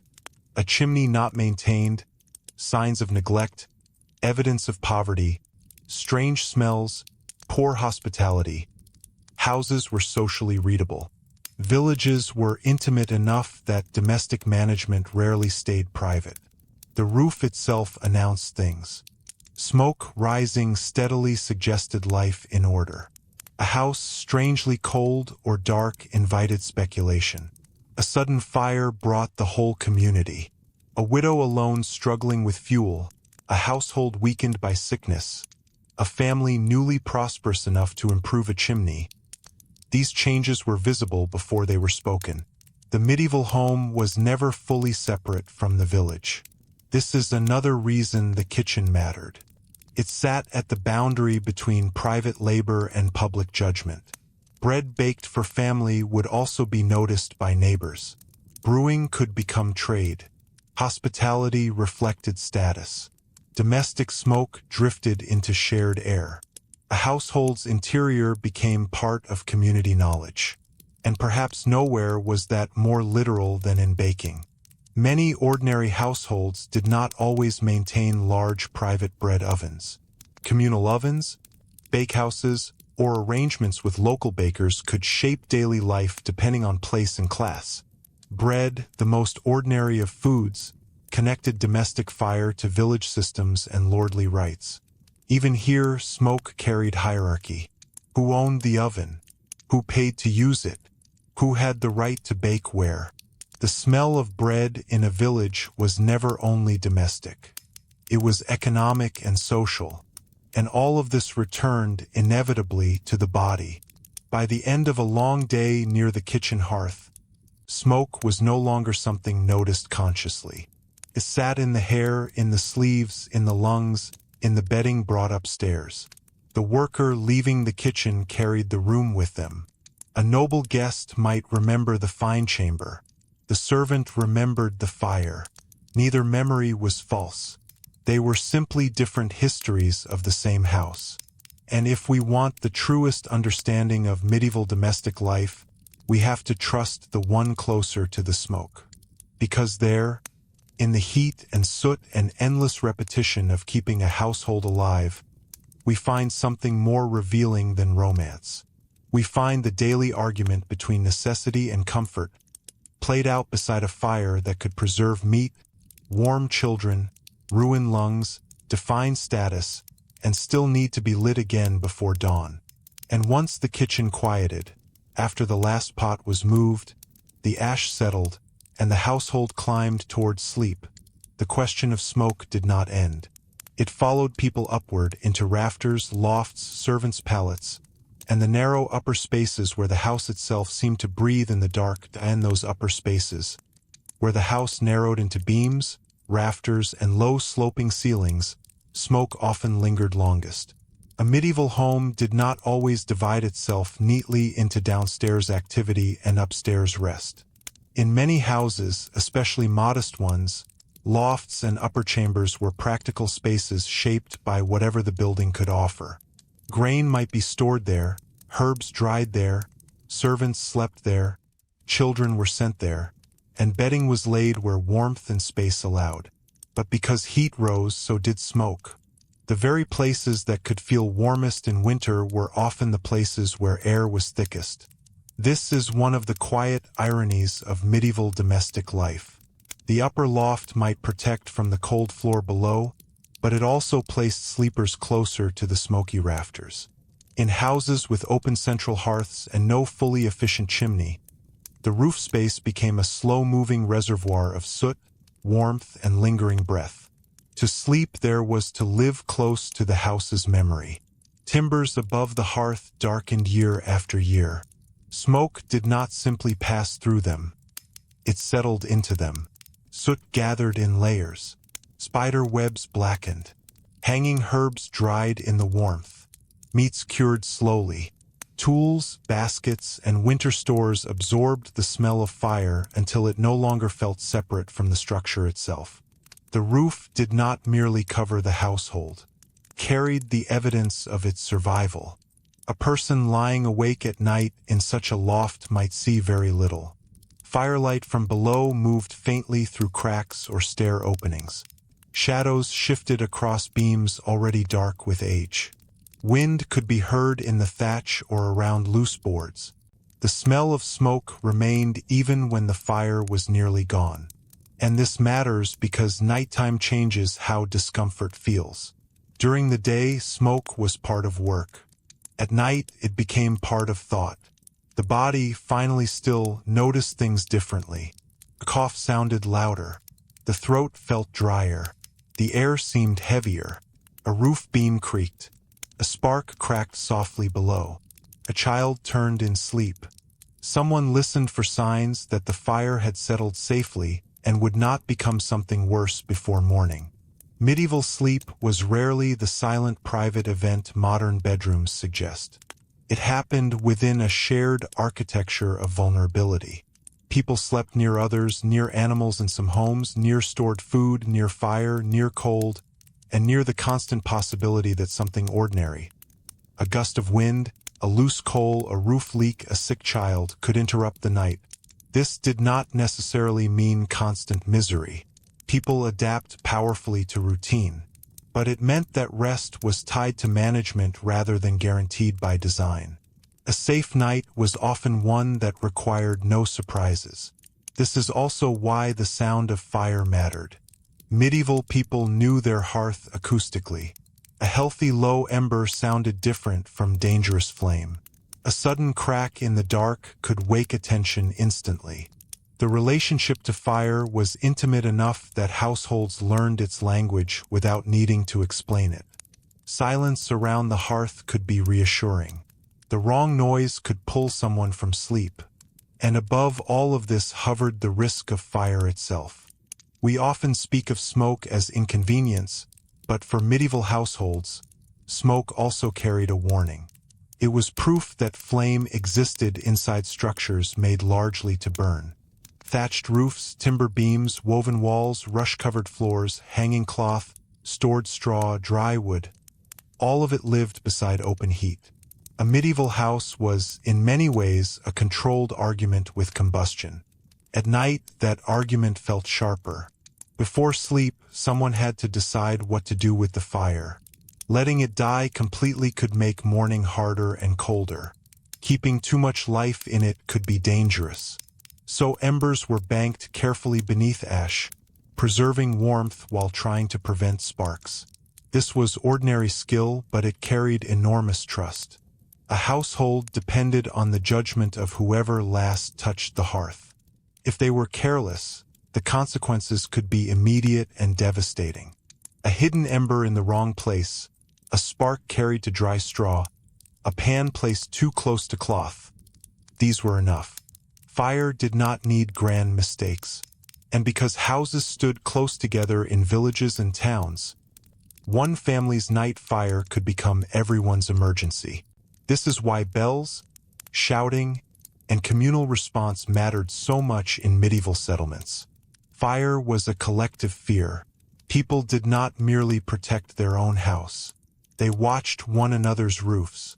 A glow where there should be darkness could wake an entire street. Many towns developed rules around night fires for exactly this reason.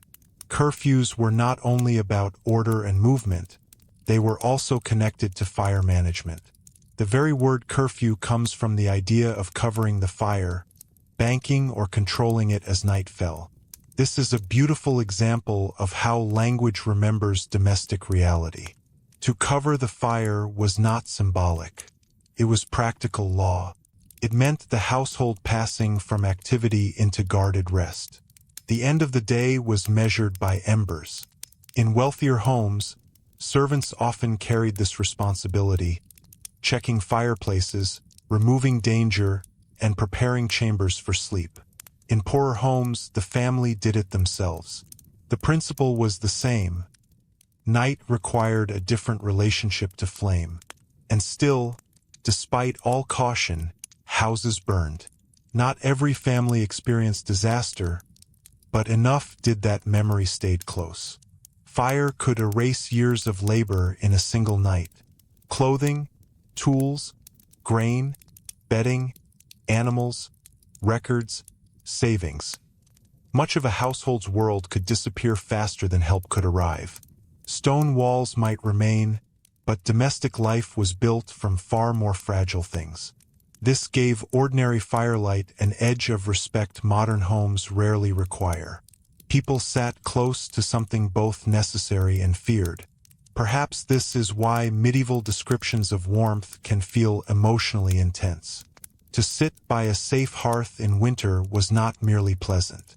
It was relief, gratitude, and temporary victory over a dangerous season. The opposite was equally true. To lose warmth, to have wet fuel, a failed chimney, a smoky sickroom, or a fire too weak to hold the night back, could feel like the beginning of disorder itself. Home was measured by the reliability of heat, and reliability was difficult because weather kept interfering. Rain changed everything. Wet seasons made wood smoke badly. Roofs leaked. Stored fuel spoiled. Walls held damp. Bedding absorbed cold moisture. The same house that felt manageable in dry weather could become exhausting in prolonged rain. This is especially important because much of medieval Europe was not simply cold, but damp. Dampness is less dramatic than snow in historical imagination, but often more miserable. Smoke behaves differently in damp air. Fires struggle. Clothes never fully dry. Straw smells sour. Sleep becomes heavier and less restful. A smoky, damp house could feel like a slow siege. This is one reason upper lofts mattered so much despite the smoke. Dryness could be more valuable than perfect air. Hanging clothes near rafters, storing grain above ground, sleeping slightly removed from floor dampness. These choices were practical compromises. Again, medieval domestic comfort was not about ideal conditions. It was about choosing the least damaging discomfort. Would you rather breathe more smoke or sleep in more damp? For many households, that was a real question, not a philosophical one. Animals complicated this further. In some homes, especially poorer rural ones or in certain regions and seasons, animals were kept very close to human living space. Not always in the same romanticized way later imagination suggests, but close enough that warmth, smell, and practical necessity overlapped. A cow, goat, pig, or poultry represented wealth, food security, and labor. Protecting them from theft, weather, and illness mattered. Animals produced warmth. They also produced air. This added another layer to the domestic atmosphere. Smoke mixed with animal presence, stored feed, wet boots, wool, and human bodies. The medieval house was alive in a very physical sense. To modern listeners, this may sound intolerable. But again, we should be careful. People did not compare their homes to modern apartments with sealed windows and electric heating. They compared them to exposure, hunger, theft, and winter death. Context changes comfort. The smoky loft above a living household could feel safer than a cleaner but colder emptiness. And children learned this instinctively. They knew which stairs creaked, where warmth gathered, which part of the loft smelled strongest of smoke, where apples were stored, where cured meat hung, where mice moved in winter, and which beam near the fire was never to be touched. Domestic geography was learned by the body before it was explained in words. The house taught discipline but also imagination. Night in the loft was full of shapes. Firelight moved strangely. Wind transformed familiar sounds. Smoke-dark rafters could look like faces in childhood memory. Stories told by the hearth below followed children upward into sleep. Saints, ghosts, wolves, thieves, old family warnings. These all lived more easily in a house where darkness was real and light had to be earned. The smoky home shaped storytelling as much as survival. A winter evening gathered people near flame not only because of heat, but because light created a circle where voice mattered. Outside that circle was darkness and uncertainty. Inside it were memory, instruction, prayer, gossip, and explanation. The house was a theater of ordinary history, and because so much life happened within hearing of the fire, the hearth became a witness to character. People were judged there. Was someone generous with warmth? Did they offer a guest a better place near the fire? Did they rise early enough to relight it? Did they keep a sick parent warm? Did they waste fuel? Did they neglect the chimney? Moral life was often domestic before it was public. This helps explain why household management carried such moral force in medieval thought. A badly kept home was not merely inefficient. It could be interpreted as a sign of deeper disorder, laziness, irresponsibility, failure of duty. Fire made ethics visible. Even inheritance could be imagined through this lens. To inherit a house meant inheriting its habits. The way the chimney drew, the weakness in the roof over the loft, the winter draft near the stair, the knowledge of how much would the place consumed in February. A house passed down not just walls but instructions. And old houses remembered neglect. A blocked vent, a smoke-blackened beam too close to danger, a chimney never properly repaired. These were historical records written in material form. New occupants inherited old decisions. This is one reason rebuilding after fire could be transformative. Disaster, terrible as it was, sometimes created the opportunity to change domestic design. A new roof might include better ventilation. A rebuilt hearth might be moved. A chimney might finally be added where before there had only been smoke escaping through chance. Loss could produce architectural progress, but progress remained uneven, and memory resisted it. Many people continued to trust what was familiar. A smoky open hearth, managed properly, could feel safer than an unfamiliar enclosed system that behaved unpredictably. Tradition was often practical conservatism, not ignorance. People trusted what they knew how to survive.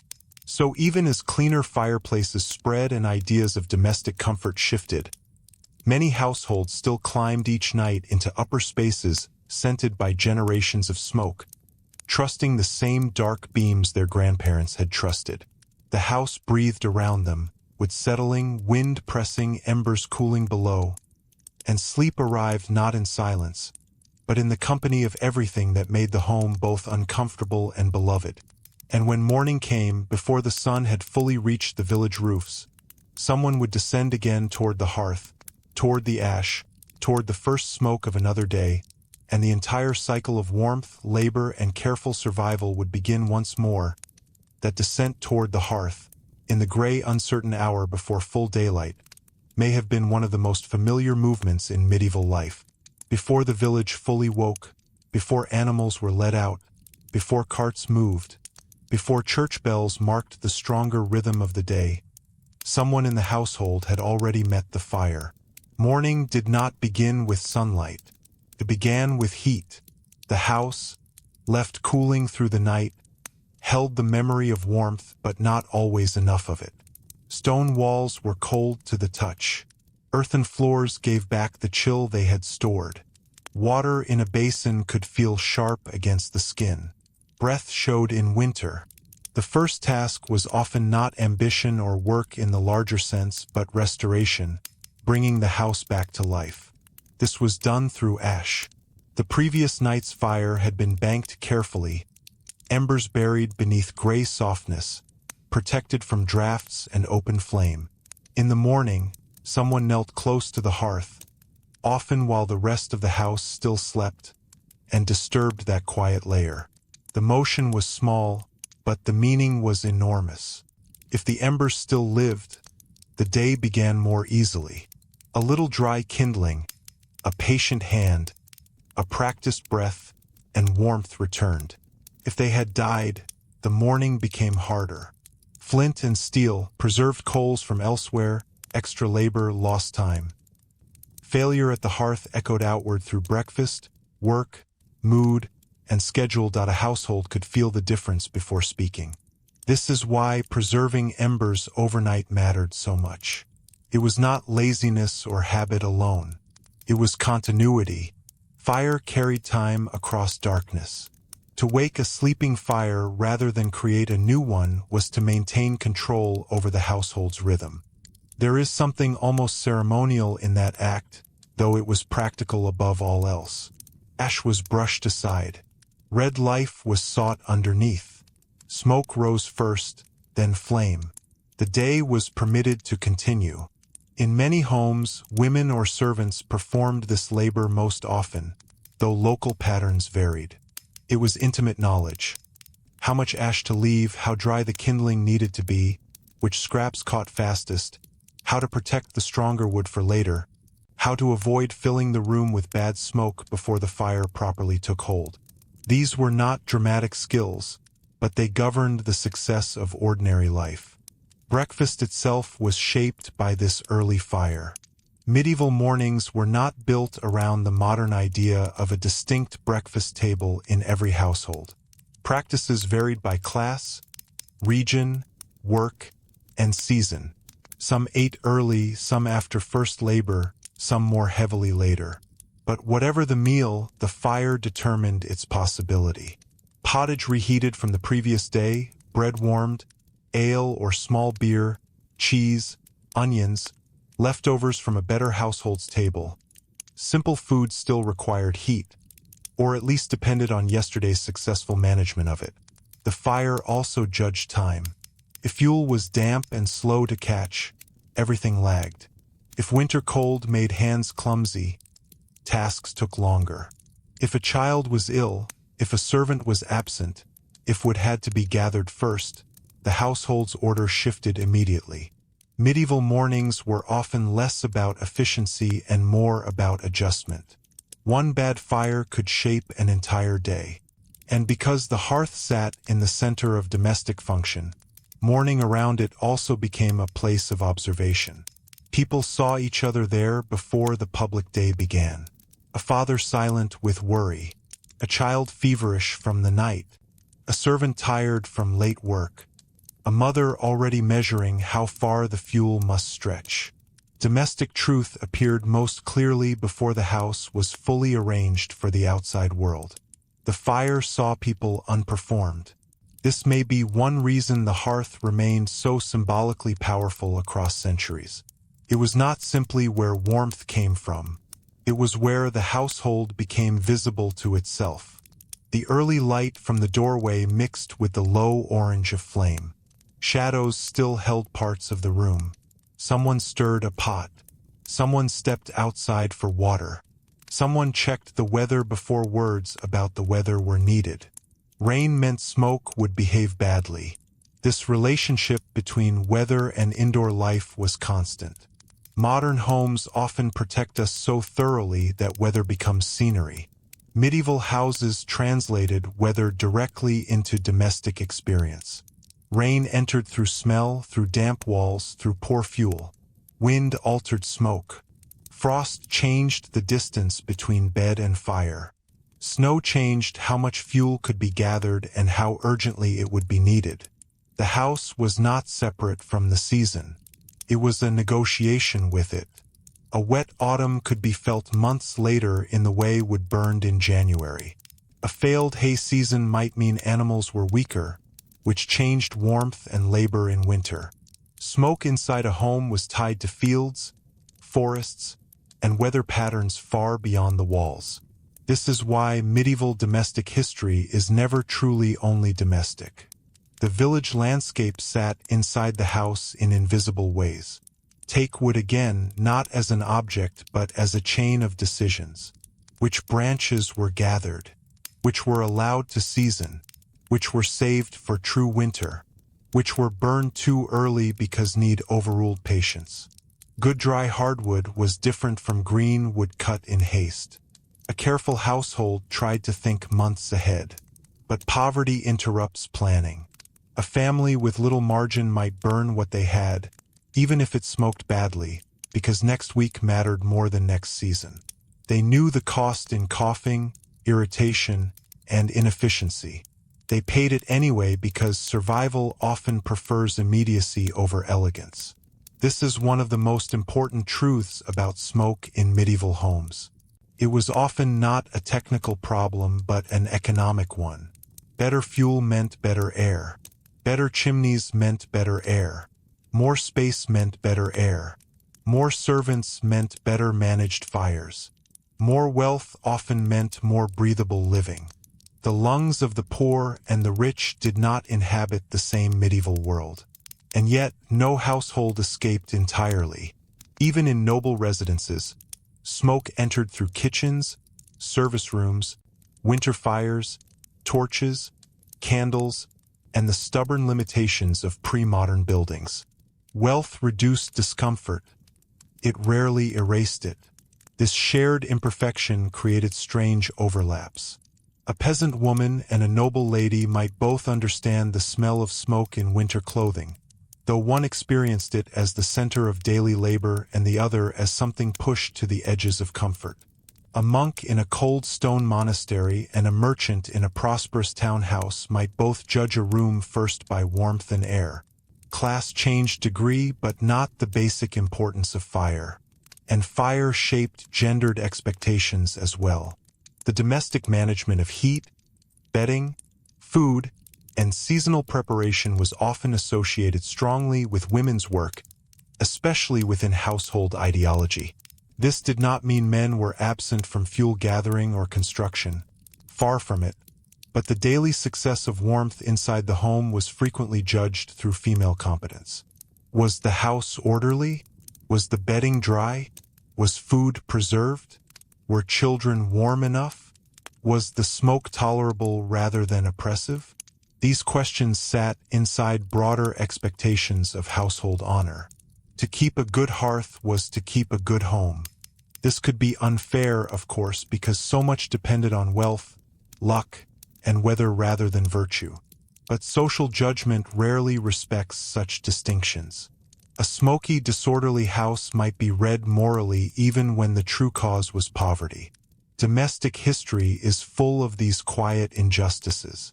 And then there were widows, older people, and the poor living alone, those for whom every task around the fire became heavier because there were fewer hands. Gathering wood, carrying water, cleaning ash, banking embers, maintaining a roof. None of it became less necessary because age or grief made it harder.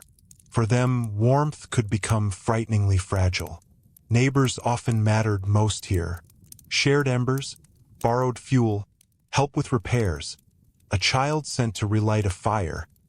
Small acts of community could mean the difference between manageable winter and dangerous isolation. The smoke rising from neighboring roofs was therefore not only scenery. It was reassurance. Others were awake. Others had warmth. Others might help. A house without smoke could provoke concern. Was the family away? Was someone ill? Had fuel run out? Had there been death? The village read absence quickly. This communal awareness extended to major moments of life. Childbirth, for example, often drew women together into the chamber around warmth, water, linens, and the careful management of air. The fire had to be right. Too much smoke was feared, too much cold equally so. The room became temporarily reorganized around one vulnerable body. Birth happened in heat, so did many deaths.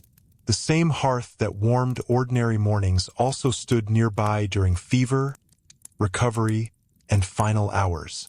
In winter especially, keeping the sick warm was one of the few acts of care that could feel both urgent and possible.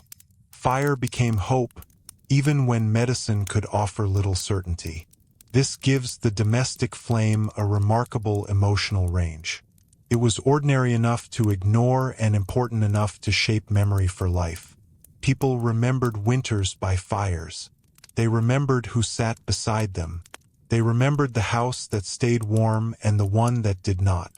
They remembered the night the chimney smoked back, the year fuel failed, the winter a child survived because warmth was somehow maintained. These are not grand political memories, but they are often the memories that make history feel real. And they remind us that the medieval home was not simply uncomfortable. It was meaningful because it required constant care. People were attached to places they had worked to keep alive. A smoky room earned affection differently than a convenient one. This becomes especially clear when people left home. Apprentices sent to towns, daughters married into new households, servants entering noble service, novices entering monasteries. They carried with them a memory of what home smelled like. Perhaps it was oak smoke, perhaps peat, perhaps damp straw and wool, perhaps bread near embers, perhaps a particular winter kitchen. Whatever it was, comfort was often recognized by scent before sight. The body knew home first. That may be why descriptions of domestic nostalgia across history so often return to warmth rather than architecture. People miss a fire more easily than a wall. And in the medieval world, where walls were often imperfect and roofs uncertain, the reliability of warmth mattered more than beauty. A house with smoke but with food and safety could be loved deeply. Still, aspiration kept moving. As towns grew wealthier, as building practices improved, as chimneys spread and fireplaces became more controlled, people began to imagine something slightly different. Not the end of fire, but the possibility of warmth with less sacrifice. Cleaner chambers, safer roofs, separate kitchens, better ventilation, a household where smoke served but did not rule. This was not a sudden revolution. It was a slow rearrangement of expectations. People began to ask not only whether a house could survive winter, but how it should feel to live there. That question would reshape architecture for centuries. It would change windows, walls, floors, furniture, servants' routes, and the very idea of privacy. But in the medieval moment, it still began each morning in the same humble place. A person kneeling by yesterday's ashes, searching for enough hidden heat to carry the household forward one more day, and perhaps that is the clearest way to understand what it was like to live with smoke inside a medieval home. It was not simply unpleasant, though often it was. It was not simply romantic, though later centuries liked to imagine it that way. It was ordinary, necessary, exhausting, and deeply human. The medieval house was built around a contradiction. Fire made life possible, and fire made life harder. Cooked the meal and stung the eyes. It dried the bedding and blackened the rafters. It warmed the sick child and threatened the roof above them. It gathered the family together and filled their lungs with the cost of survival. People did not live beside smoke because they failed to imagine something better. They lived beside it because warmth, food, preservation, and winter endurance demanded it. Smoke was often the visible price of staying alive. And once we see that, the past becomes less like a painting and more like a real room. We can picture the woman rising before dawn to wake the embers, the servant carrying wood with cold hands, the child learning where not to step near the hearth, the old man moving his bench to the warm side of the room, the traveler judging an inn first by its fire, the mother listening through the night to a sick child's breathing while the last coals settled into ash. These were not small details. They were the structure of life. The great stories of kings, wars, and castles often survive because stone survives. But most people lived history somewhere lower and closer.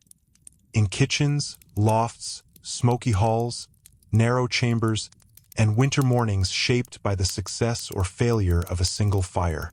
That is where trust in a household was built. That is where hierarchy became physical. That is where comfort was measured, not in luxury, but in whether the room was dry enough, warm enough, and safe enough for another night. Even the gradual arrival of chimneys and cleaner fireplaces did not erase that truth.